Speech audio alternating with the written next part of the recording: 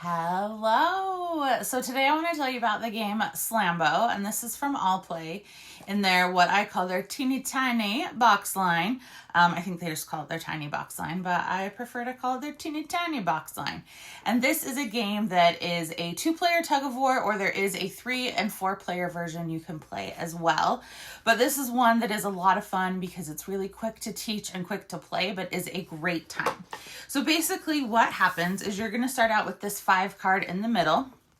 And it tells you right here that the numbers must stay between 0 and 10. If you go below 0 or above 10, you lose and you will get a shame card. So you have a deck of cards and you're going to deal out cards to players depending on your player count. So in a 2-player game, everybody gets 7 cards, which means 3 are not used. So you won't know what those values are.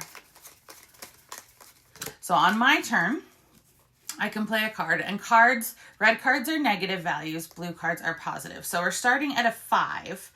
So like I can't play my -7 right now because that would take us down below 0. So I may say, I'm going to play -3. So the value is now 2.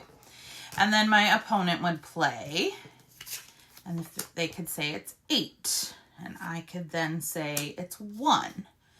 And they could then say it's 6. And I could say it's 0. And they could say it's 4.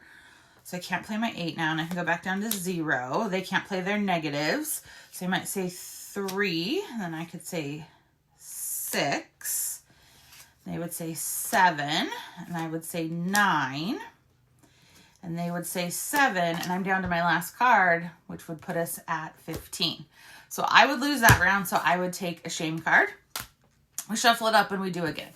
Whoever gets 3 shame cards loses the game, so it's 3 quick rounds. However, let's say both of us were able to play out all of our cards that round and nobody got stuck with any cards. Then we're going to add in a second shame card. So the next round, whoever loses is going to take 2 of these. And it's still the first player to 3 shame cards is the loser.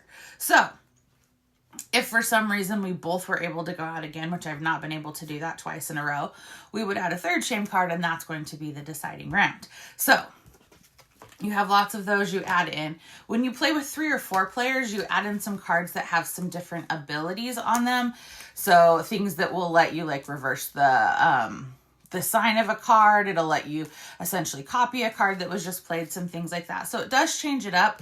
I kind of like the pure 2-player game, that back and forth tug of war, but it's also enjoyable at 3 or 4. If you want to try the expert version of the game, you flip this over. You still start at 5, but now you have to keep your values between 1 and 9, and it is much more difficult. Lots of times we're not getting down to just 1 card in our hand when someone takes their shame card. Lots of times we have more cards in our hand than that, because just bringing in those numbers just a little bit makes it a lot more difficult. Like I said, this game is a really fun tug of war. It plays quickly. It's in a small box, so it's super portable, and it's just a card game, so it doesn't take up a large footprint. It's one of those you can pull out and just play quickly when you have some time. It's also a good filler if you're waiting for people to show up for game night, or you just want to have a quick game with someone and maybe you don't have a lot of space. This is one that could definitely be played like on an airplane tray table. People often ask, like, what's a game I can play when I'm traveling? This is one. I talked to some people at Gen Con, and they said they actually played this when they were like parked and waiting just on their center console in their car. So if you're looking for a portable travel game, this is definitely a good option. Plays great at 2 and is also fun at 3 or 4. Let me know, what of the teeny tiny box line have you tried and enjoyed? Give me a like and a follow, and I'll keep bringing you more board game content. Thanks. Bye.